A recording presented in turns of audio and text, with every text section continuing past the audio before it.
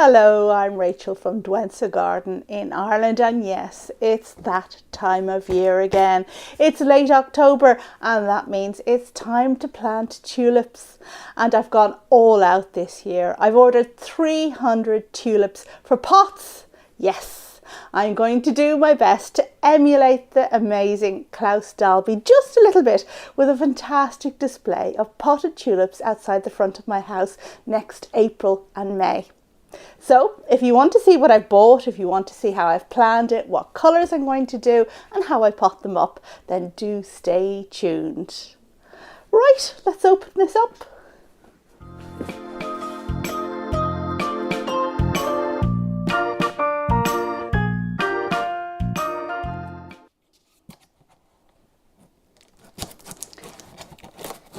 And don't you find that Halloween and bulb planting just go so hand in hand, and I can't wait to see the fantastic bulbs I have in here. So I've ordered as usual from Bulby, which is a company in the Netherlands, and they ship to the EU, including Ireland where I am, and also they have a separate website that ships to the UK. And the great thing about Bulby is that they have the cheapest bulbs I've found anywhere else. Excellent quality, excellent customer service, and really second to none. So with all that in mind, I do very much encourage you to buy from Bulby if you're looking for spring bulbs. And don't forget to use my discount code, which will give you 10% off. It's currently Rachel10. Yes, Rachel10 for 10% off the already really cheap bulb prices.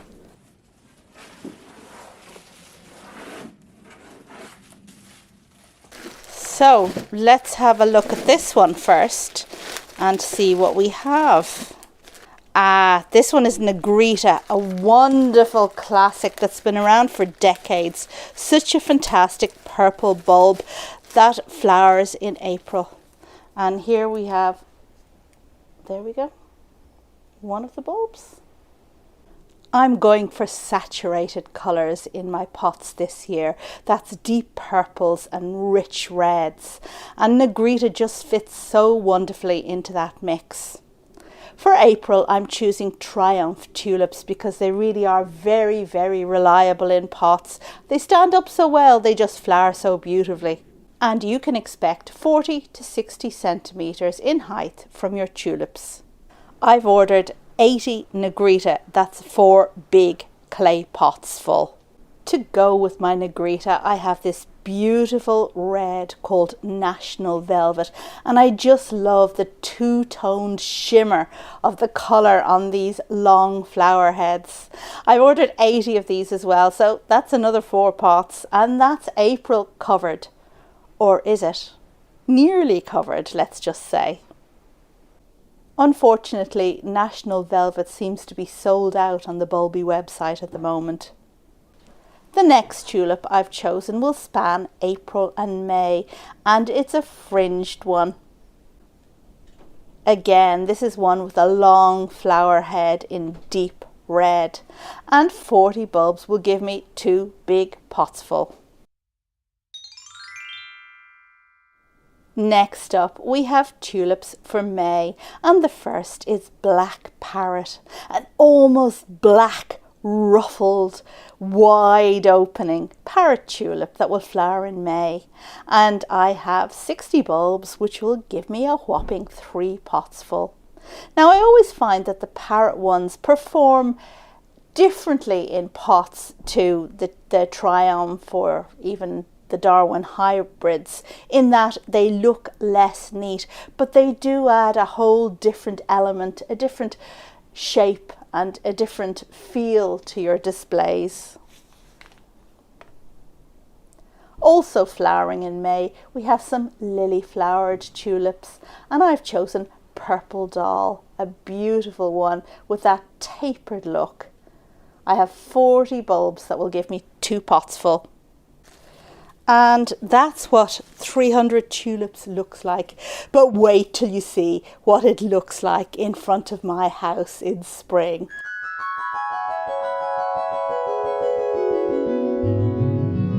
And I am prepared. I have washed out the pots that these tulips are going to be placed in. They're all neatly displayed over here in a corner of the greenhouse, waiting to be filled. And just this very moment, as I do a recount, I realise that I have enough tulips for 15 pots, but in fact I have 16. You know what this may mean? I may have to make another small order, because wouldn't it be a shame to have a pot just sitting there with nothing in it, and it could be out there dressing the front of my house in spring.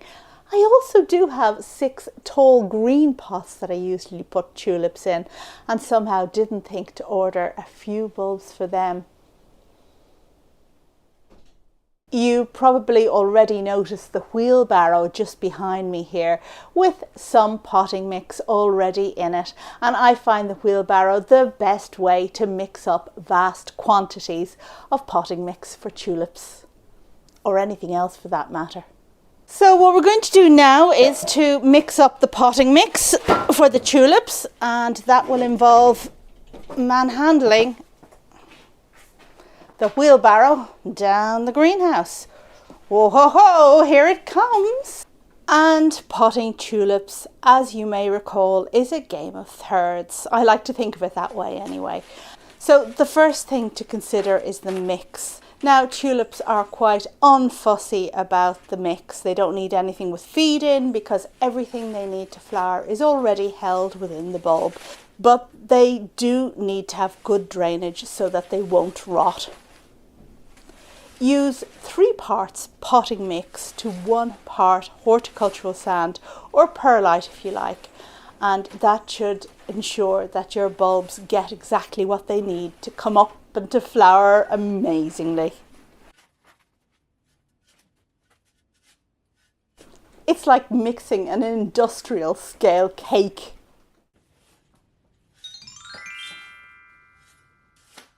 The next step, of course, is to put some of the mix at the base of the pots. But how much do you put in? And here we come back to the rule of thirds again. And a little trick I like to do is to cut a stick. And I cut the stick to 3 times the height of the bulb. So here is my bulb. 3 times. And I put this stick into the base of the pot. I do this because it's the easiest thing in the world to not give your bulbs enough compost, enough potting mix underneath them. So now I'm placing my Pacific Pearl on top. And another little trick, which actually a viewer showed me a while ago, is to always place the flat side of the bulb at the outside of the pot, and that just makes it grow neater because of the orientation of the leaves. So your bulbs need to be fingers width apart. You can pack them quite close together, more so than you would do if you're putting them out in the ground. I'm putting 20 to a pot, which works rather well with this kind of pot. Making sure, of course, that they don't touch each other and they don't touch the edge of the pot. Pointy side up, flat side down. You also want to ensure that you have 3 times the height of the bulb above the bulbs, and also about 1 inch at the very top to just allow for effective watering. So choose your pots wisely. Over the years of making tulip planting bulbs on YouTube, several people have asked me about lasagna planters. You know, that method whereby you use 1 pot, but you might plant perhaps 3 or 4 different types of bulbs in there, all to flower at different times. So tulips at the bottom, you might have daffodils, you might have crocuses, and various other things in there. And the idea is that you have a long season of interest, because there's flower that extends from February, when the crocuses come up, right through to perhaps May, when the tulips finish. However, I really don't like lasagna planters. The reason for that is that once 1 type of bulb finishes flowering, it leaves a whole load of leaves behind. So you've got crocus leaves muddying up your display when the daffodils come through. And then you have daffodil leaves left behind once the daffodils have finished flowering and muddying up your tulip display. And we all know how awful daffodil leaves can be, very, very ungainly. So it's for this reason that I never make up bulb planters that have the lasagna method. However, if you want to try out the fun of a lasagna planter, and it is good fun to plant them up. I remember doing it way back when I was starting out in gardening. Then do it. Have fun. Why not? I'm getting there. And this is my third batch of mix that I've made up in the wheelbarrow. It's quite heavy going, making up the mix, because you have to lug those bags of compost about. If you got somebody to help you, then take full advantage, I'd say. So these are the 4 national velvet pots. I'm just putting the mix on top of them now. And I do have a couple more of the parrot tulips, 2 more of the parrot tulips to plant up. But yes, I'm getting there. And there we go, 15 pots of beautiful tulips, the richer. And I certainly will be the richer come next spring. What I need to do next is to give all of these a good watering. After watering, you may find that the level of your mix drops a bit and you now have too much space with no compost in it at the top of the pot. If this is the case, then just top it up. It would be very hard to plant tulips too deep, especially in a pot. And then they'll stay in a sheltered position. For me, that means here in the cold greenhouse over winter. If you have a sheltered spot outdoors, you could leave them there alternatively.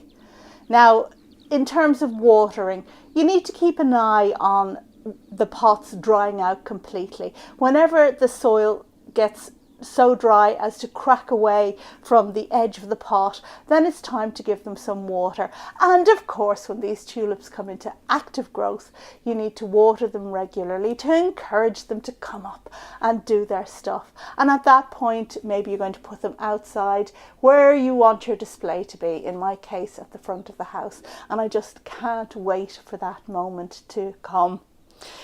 I do have a couple of empty pots, 1 empty pot and those tall green ones I mentioned earlier. So who knows, maybe I'll get another few just to add to this display to make sure I have the best display I possibly can with the budget that I have. Because, well, you know, that is always a consideration too. If you are thinking of planting tulips yourself, either in the ground or in pots, there's still loads of time. Go check out the Bulby website and don't forget my discount code, which will give you 10% off the already cheap prices. Rachel10. Thank you as always for watching, and I will see you on the next video. Bye.